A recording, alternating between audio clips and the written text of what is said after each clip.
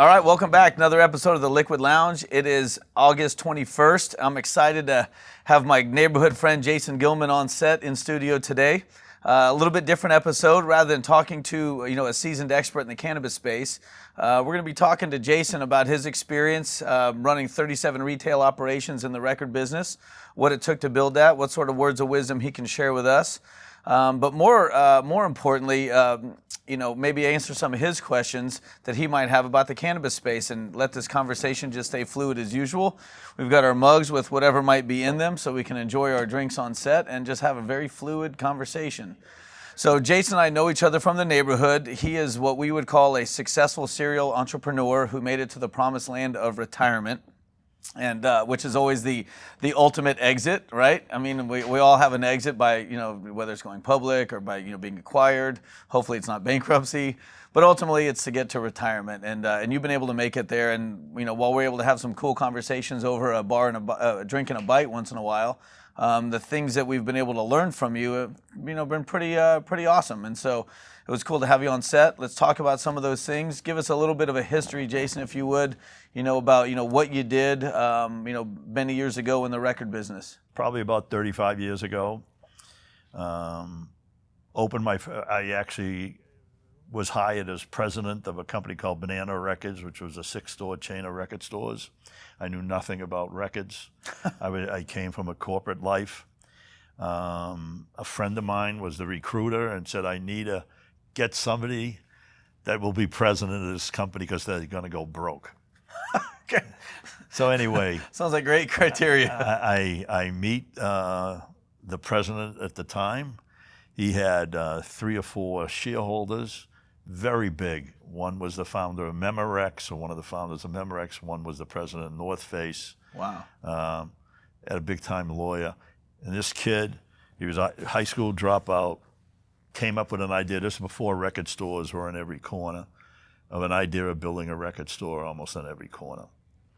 Anyway, real quick about him, he built this one store in Palo Alto. There's a box store in Palo Alto, right on the El Camino across from the highway that goes up to Stanford. The building is still there. Anyway, they were going broke. He needed a president. He felt that he couldn't run the business. He was all over the place. We interview.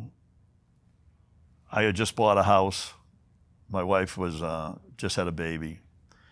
And I'm working at this corporate coming out of Cincinnati and San Francisco for 17 years. And somehow I take the job. Same money, small amount of stock. But there's a part of you that just says, something? Yeah. I need this. Yeah. Anyway, entrepreneurial spirit. A year and a half into it, stabilized the company, making money. The original president wants to come back. The truth is, he and I never saw eye to eye. And what happened in the interview was people aren't really honest with each other in an interview. And interviews only go so far. Like a first date. So one of the things that happened as we got along, one of the things we realized is what he saw in me was a very organized, disciplined person. Why do you see that? Because he came to my office at iMagnum when I was working at the retail store. I had a desk that was flat. I had nothing on it. I'm very organized. I move paper around. I give it to if people work for me, or I get rid of it really quickly. So he saw somebody organized that he could tell what to do. And when I looked at him, what I was looking at was, I'm going to be on my own for the first time. No one's going to tell me how to do my job. I'm going to sit and waiting for somebody to open the door to his office so I could go to a meeting. So they fired me.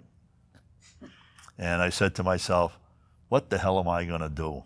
I'm never going back to work for somebody again. So I started RainbowRecords. You want this? Yeah. I started RainbowRecords. And the beauty of the record business was it was manufacturer driven. They gave you lots of credit. They gave you lots of advertising. They gave you lots of return privileges. They made it easy to get into the business. And because I had been at Banana, they knew me. Right. So the first 2 stores, my goal was I was going to open 4 stores and be done with it. And where was the first one? The first store was in San Francisco on Mission Street across from the old post office building. Okay. And it's what I call a rent deal. And what year is this? Oh, shoot. Probably 30, 35 years ago. Okay. I call it a rent deal. First year free rent. There were lots of construction going on. Free rent made it easy for me to open a store. Second store was in Stockton, California. Another rent deal. Free rent for a year. But the thing I learned about free rent for a year, nothing's free. Right. The business is awful. There's no one there. The construction scares everybody away. And my first two stores were basically dogs. I went out, I got a part-time job as a recruiter, in fact, and just to get myself through this period. Two things happened. Banana Records is going out of business. They had a store at the Embarcadero Center then. That was just happening. I had actually opened that store for them. I get a call from the president. He says, hey, I think we're closing. You want to buy the Embarcadero store? I put a limited partnership together. I raised some money because I had no money. So I was the general, had some limiteds. The Embarcadero store stabilized who I was. It made money, cash contributor, Okay. helped pay for everything. And then the deal of a lifetime came my way. This architect that I knew that was the architect for MacArthur Park in San Francisco says he's in Santa Rosa. He's with the manager of the Doobie Brothers. Awesome. They own property on the corner of Steele and Mendocino, up the street from the mall and down the street from the junior college and the high school. Perfect. So I drive to Santa Rosa, and I meet the general manager of the Doobie Brothers, one of the nicest human beings I met. I mean, and one of the people that I realize is the type of person, he gets me, I get him, and I could do business with, and they could do business with me. Right. It's great that you recognize that right away. We're on this dirt. Ron Nunn was there, the architect, the manager, the general manager of the Doobie Brothers, and me. And we made this deal in about 25, 30 minutes.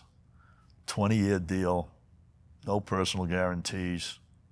Ron Nunn would be the architect. They would build the building.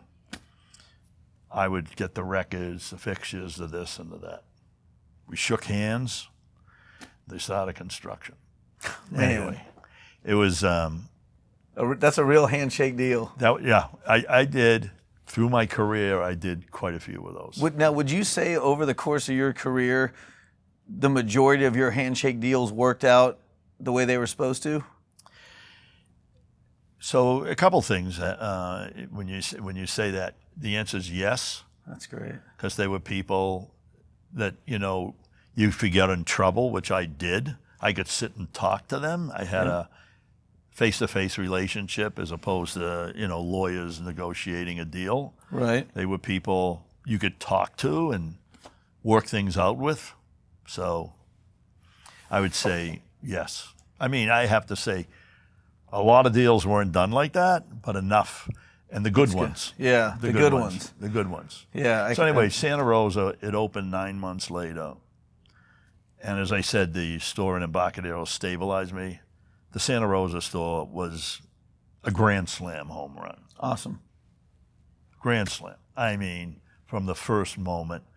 And we did everything you know how to do to get that store open, whether it's disc jockeys, painting faces, giving away records, doing store-wide sale. Experiential you type name market. it. Yeah.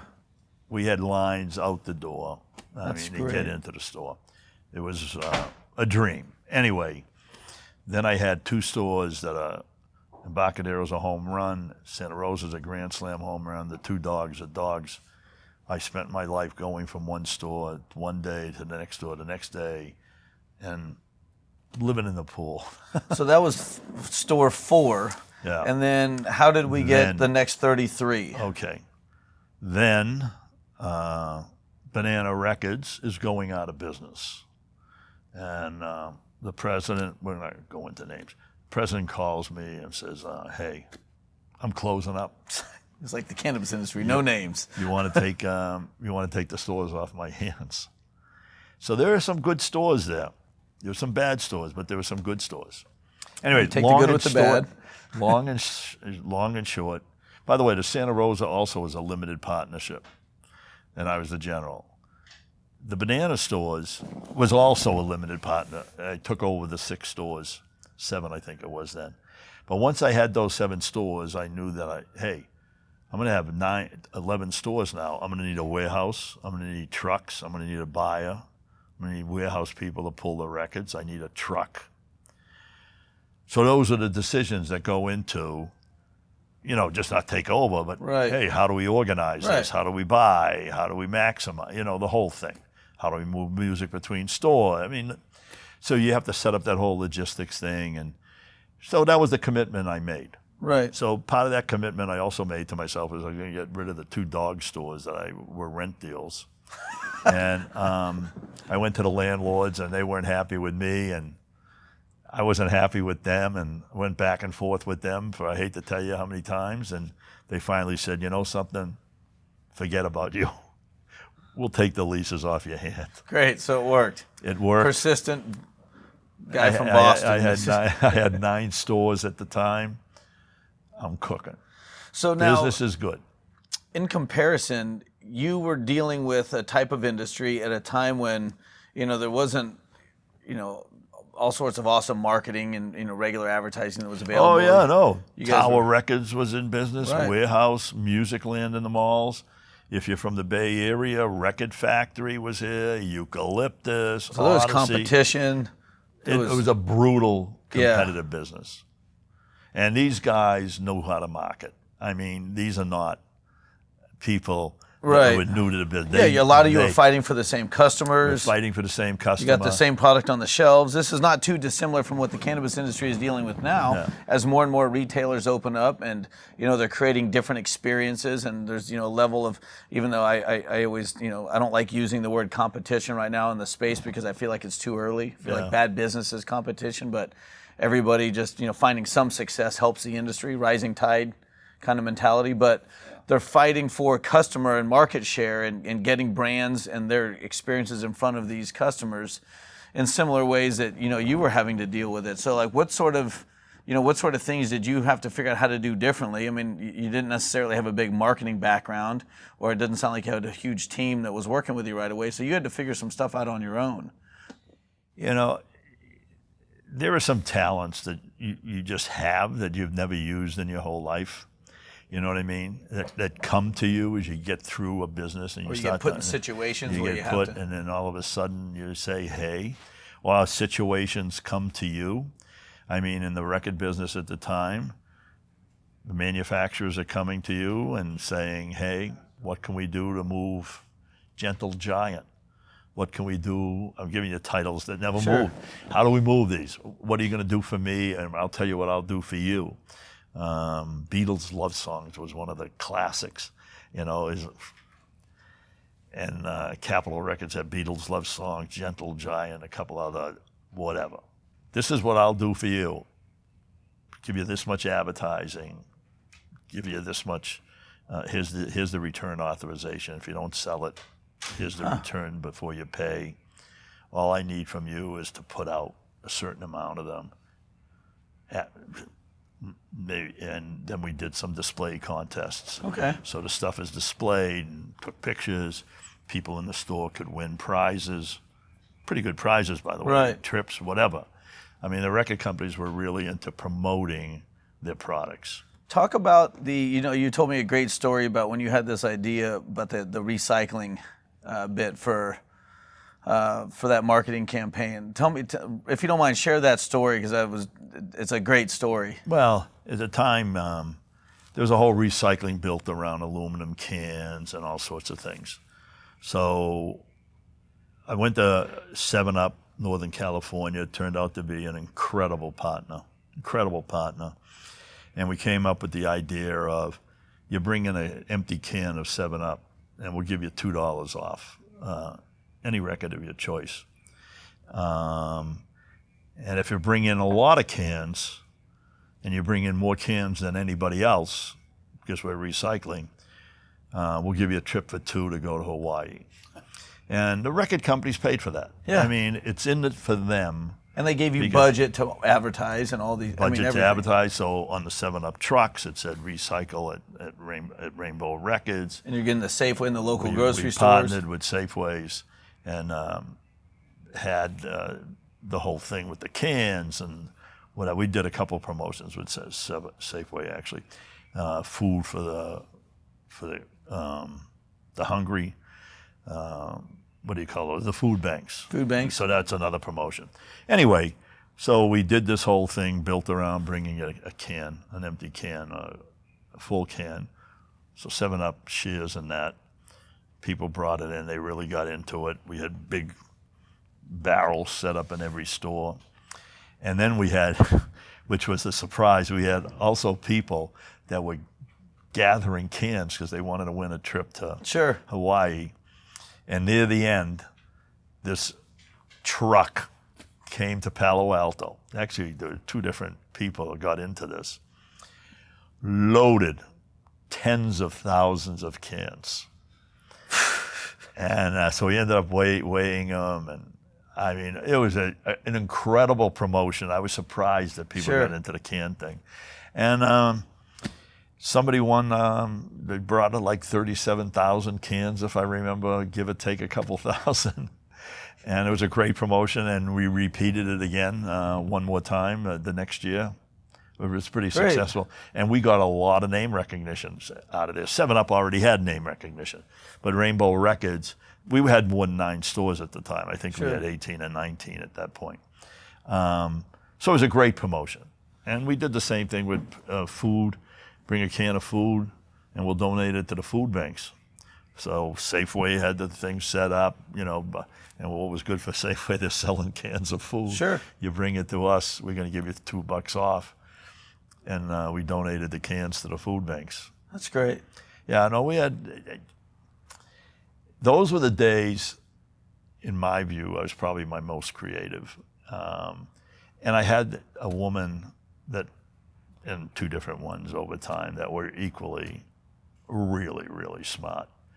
Understood simple marketing, you know what I mean? There was nothing magic about what we were doing, but we came up with some ideas. I think I mentioned to you the Rolling Stones concert. Right. The patch, the ticket became a patch to the concert. Yeah, that's a good one. On one side was your ticket, you peeled it off, and the other, you could put it on your hand, on your leg, and it was $2 off every Stone album when you present it. And that's customers and the record companies pay for that because they want to move product. And if you bring them, at the time, I don't know how the cannabis business is, but at the time, if you came to them with a creative idea that they could see, hey, this might have some legs. It's different than just advertising price in the newspaper or on TV. Yeah, the ability radio. to pitch the record company your idea, get them on board with it. If it made sense, they would back it. Yeah. That's great. And they were big on it. The record companies were terrific to work with in those days. So moving along, now you get to a point where you must realize this is the best it's going to get, or maybe you realize, you know what, these aren't going to be around forever. Like, when did you decide, or when did you know that it was time to start getting out of the record business? Never. Never. So the iterations of Rainbow Records, I told you about the 2 limited partners. Mm-hmm. And then there was another chain of stores called Satisfied Ear that was going out of business. They had about 8 or 9 stores.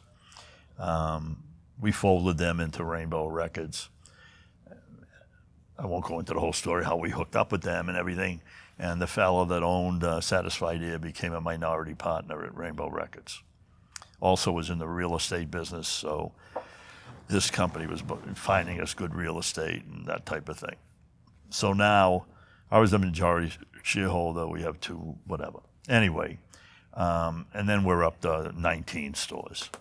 And then we started opening stores and a bigger warehouse and a bigger this. And I mean, everything becomes bigger. Right. You know, you have a buyer with an assistant buyer. You have a warehouse manager with an assistant warehouse manager. Right. And then, the marketing person has an assistant. And you just start to build, so the warehouse is bigger and bigger and bigger. And but business was cooking. We were doing great. Everything was great. I had a partner. He was a minority partner. And I'll never forget, we went to the National Record, NAM, they call it, National Association of Record Merchants. It was in Florida. And we said, screw it. We went first class to Florida. We get down to this hotel, and there's these invitations. CBS had a yacht, and we were invited to go to the yacht to participate in the pre-party for the and we both looked at each other and said, "We've made it." Yeah, we made it. This is it. They recognize we're alive. That's great. But you know, I had a great time in the record business. There came a time, a little more than halfway through, I decided either the two minority partners had to go or I'm going to go. They wanted to stay and keep the thing going, so I negotiated to get out. So I left Rainbow, and the two of them kept the company going. I then I got into the video business. I had 4 or 5 stores called Video Playhouse when the video business was smoking hot. And I did reasonably well in the video business. It's similar to the record business, hit-oriented with catalog. Sure. Working with the studio, whoever it's the same thing, advertise. It's a similar business. And it worked. I had great locations. I sold them off.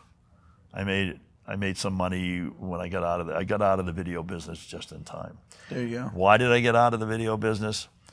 Rainbow was not functioning well, having some problems, the partners weren't getting along. Anyway, one of the partners left, I went back. And now I went back with the idea we're gonna go for it. So we raised venture capital, 2 small fundings, venture capital, and started opening stores. And we got 35, 37 stores. And we were there when things were happening. The business was booming. It was run by merchants. The merchants were running it. They were giving, as I said, advertising, dating, you name it. And then the economy hit a blip. And then all of a sudden, and by the way, the record business had gone through iterations. You had cassettes and 8-tracks. The 8-tracks are gone. CD, and then all of a sudden now there's CDs and the records were dying off. Then you had cassettes and CDs. And then you had, what the hell's the name of that company? There's a web-based company. I can't remember their name. Napster? Napster. Yeah. And they started coming on. I mean, lots of things started happening and the economy turned down. The record company started being run by finance people. And the marketing people were not demoted, but, at a different level. And then all of a sudden everything changed. I mean, the dating, if you don't pay in 60 days, the returns are now, they're going to charge you a handling fee. Advertising is going to be locked in at 2.5%. Gotcha. The deals so that they the good old days, as you referred to them earlier in the good old days conversation, were gone. It was over. Yeah. And slowly but surely, bad economy, Napster, terms, everything came at once.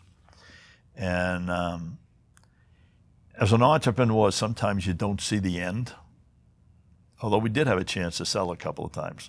But you don't see the end coming, and you think, I'll close this store. I'll do this. And do you think that's part of your entrepreneurial DNA? Because I feel like I have that too, where you can't see the end, or you're blinded by your vision. And you itself. also think, hey, that store's a lousy store that's hurting the cash flow. I'm gonna get rid of it. That one, I get rid of those 7, and I do this. Preserve these. In some cases, I had some mall stores. I sold some of them off. So you do what you think is going to stem the tide, so you have a place to rebuild from. I didn't see the business dying.